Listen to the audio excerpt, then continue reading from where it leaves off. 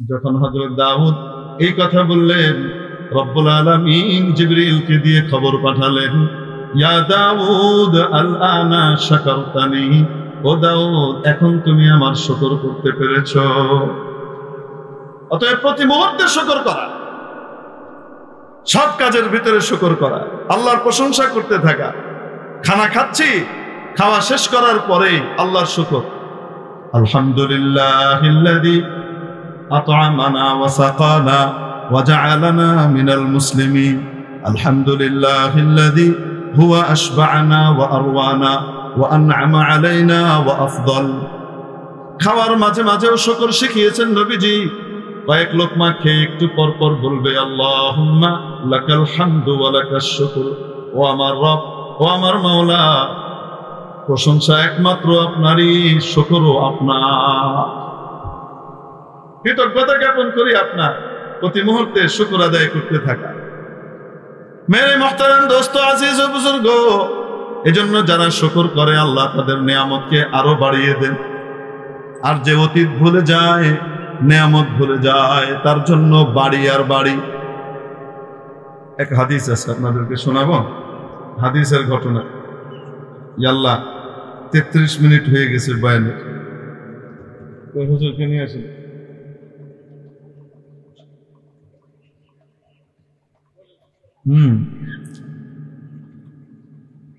প্রিয় উপস্থিতি, রাসূল পাক সাল্লাল্লাহু আলাইহি সাল্লাম হাদিসের মধ্যে ইরশাদ করেন, বনে ইসরায়েলের 3 ব্যক্তির কাছে আল্লাহ তাবারাকা ওয়া তাআলা একজন ফেরেশতা পাঠাইলেন মানুষের বেশে, লিয়াবতালিয়াহুম, তাদেরকে পরীক্ষা করার জন্য।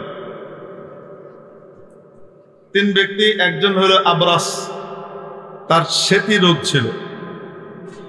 শ্বেতি রোগের পর্যায়টা এই পর্যায়ে গেছে যে স্কিন ক্যান্সারের কাছাকাছি, কুষ্ঠের মতো, জুজামের কাছাকাছি শ্বেতি। আরেক ব্যক্তি ছিল টাকালা টাকালা টাকালু টাকালা টাকলা টাকু আকরা। আরেক ব্যক্তি ছিল অন্ধ, জন্মান্ধ। কয়জন? 3 জনের কাছে আল্লাহ এক ফেরেশতাকে পাঠিয়েছে। ফেরেশতা গেলেন প্রথম আবরাসের কাছে, ওই যে ধবল রোগী, শরীরে বিভিন্ন জায়গায় সাদা সাদা হয়ে রয়েছে, দেখতে কেমন লাগে না? কিছু জায়গা ইংরেজ, কিছু জায়গা বাঙালি, ঠিক না? হইলে ফুল ইংরেজ হবে, নতুবা ফুল বাঙালি হবে। তো আদা ইংরেজ আদা বাঙালি, এটা কেমন লাগে দেখতে? মানুষের কয় দূর হয়ে গেছে, মাইয়া বিয়া দুল দেখুন, পোলা ভাই নাতিপতি এগুলি সব এই যে আদা ইংরেজ আদা বাঙালি। এজন্য আদা কোনোটাই ভালো না। মুসলমান হয়েছি তো কোনো আদা মুসলমান না, ফুল মুসলমান হইতে হবে, ঠিক কি ঠিক না? নবীজিকে স্বীকার করেছি তো তাহলে কোনো আদর্শ নাই, আদর্শ একমাত্র নবীজির। নবীজির আদর্শ কিছু, আর ওহেনতে কিছু, কার্ল মার্কসের কিছু, ওই আব্রাহাম লিঙ্কনের কিছু, অমুকের কিছু, তমুকের কিছু, হ্যাঁ, শেখ হাসিনার কিছু, খালেদা জিয়ার কিছু, এরশাদ সাহেবের কিছু, নবীর কিছু, এগুলি মিলাই মিলাই খিচুড়ি হইলে এই শ্বেতি রোগীর মতো। এই শ্বেতি মুসলমানের দরকার আল্লাহর নাই, আল্লাহর দরকার হলো খাঁটি মুসলমান, ঠিক কি ঠিক না? যেটাও এক পর্যায়ে।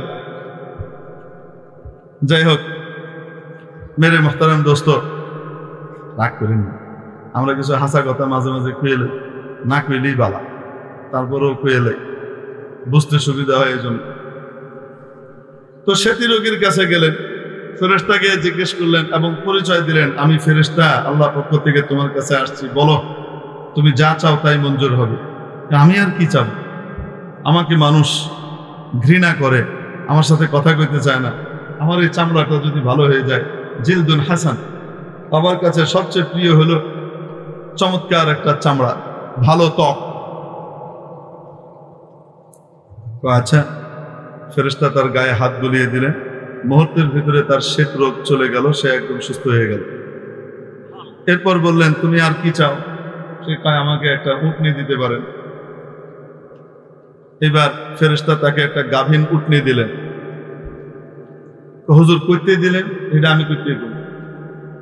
আল্লাহ পাঠাইছে ফেরেশতারে, ফেরেশতা কইতে আনছে, এটা ফেরেশতা না জানে। গাভীন উটনি দিলেন, যেটা হামেলা, দিয়ে বললেন, আল্লাহ এটার মধ্যে বরকত দে, বলে সামনে চলে গেলেন। এবার ওই টাইকার কাছে, টেকো ব্যক্তি, তার কাছে গেলেন, যার চুল সাধারণ টাক না। কিছু মানুষ তো বয়সের কারণে আস্তে চুল পড়ে যায়।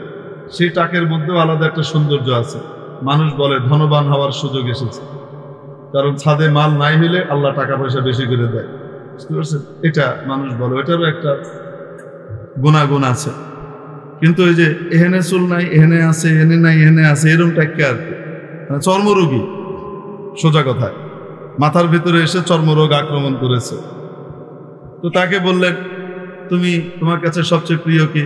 সেকে মানুষ আমাকে বড় ঘৃণা করে, আমাকে ছ্যাঁচছ্যাঁত করে, বিভিন্ন কথা বলে আমাকে খাবায়, টাকলু কয়, টাকলা কয়, টেকিয়া কয়, এডি কয়, হেডি কয়, আমার খুব খারাপ লাগে। শাহরুন হাসান, আমার যদি খুব ভালো মাথা ভর্তি ঝাঁকড়া চুল হতো তাহলে আমার খুব ভালো হতো। ফেরেশতা মাথায় হাত বুলিয়ে দিলেন, মুহূর্তের ভিতরে গোটা মাথা ঝাঁকড়া চুলে ভরে গেল। কি সুন্দর চুল। তাকে একটা গাভীন গরু দিয়ে গেলেন, দোয়া করলেন আল্লাহ এটার মধ্যে বরকত দে। গেলেন অন্ধের কাছে, সংক্ষেপে বলতেছে, অন্ধের কাছে গিয়ে সেই একই কথা বললেন। উনি বললেন, আমার কাছে সবচেয়ে বেশি প্রিয় হলো চোখের দৃষ্টি, এটা যদি ফিরে পাই আমি দুনিয়া দেখব, মানুষকে দেখব। আচ্ছা ঠিক আছে। ফেরেশতা চোখের মধ্যে হাত বুলিয়ে দিলেন, মুহূর্তে চোখ ভালো হয়ে গেল। আর কি চাও? আমার একটা ছাগল হইলেই চলবে। তাকে একটা গাভীন বকরি দিয়ে গেলেন, বললেন আল্লাহ এটার মধ্যে বরকত দে। ফেরেশতা চলে গেলেন। মাদাতিদ দুহুর ওয়াস সিনুন, বহুত কি হলো, বছরের পর বছর পার হয়ে গেল। অনেক দিন পরে অবস্থা কি হলো, ওই এক গাভীন উটনি, গাভীন গরু, গায় আর গাভীন ছাগল, এই দিয়ে এক একটা দিয়ে উটওয়ালার উট দিয়ে পুরা প্রান্তর মাঠের পর মাঠ ভরে গেছে।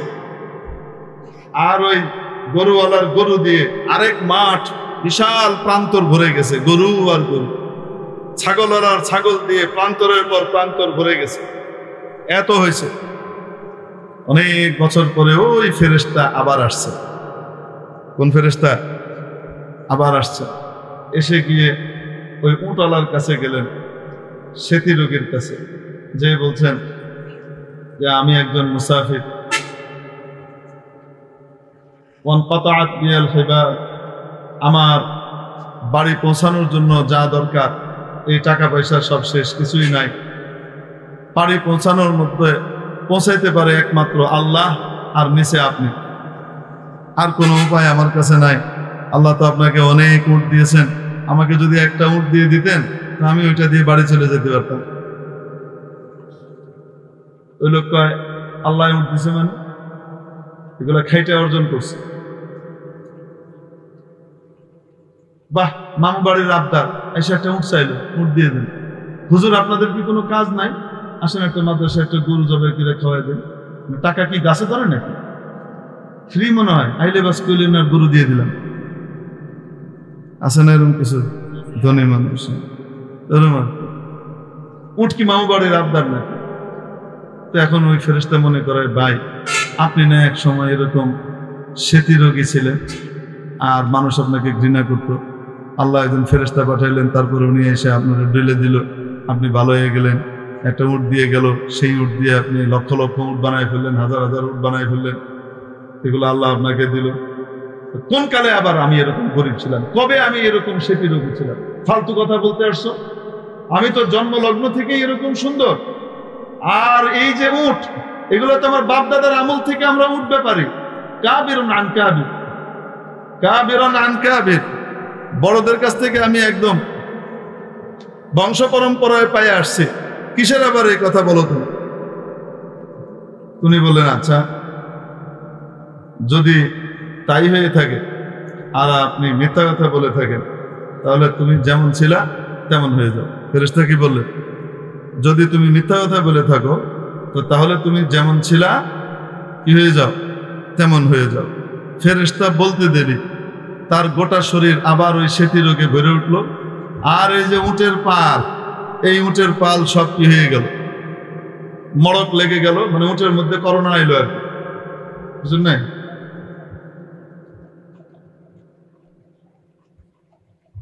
এখানে সামনে চলে আসুন,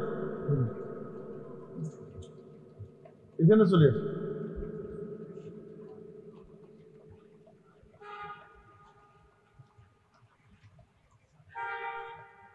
আইয়েন আইয়েন।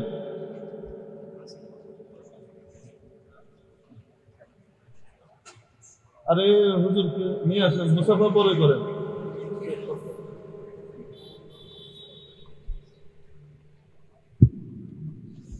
তো যেমন ছিলা তুমি তেমন হয়ে যাও বলার সাথে সাথে তার শরীরও নষ্ট হয়ে গেল, উট গুলাও কি হয়ে গেল, মরে গেল।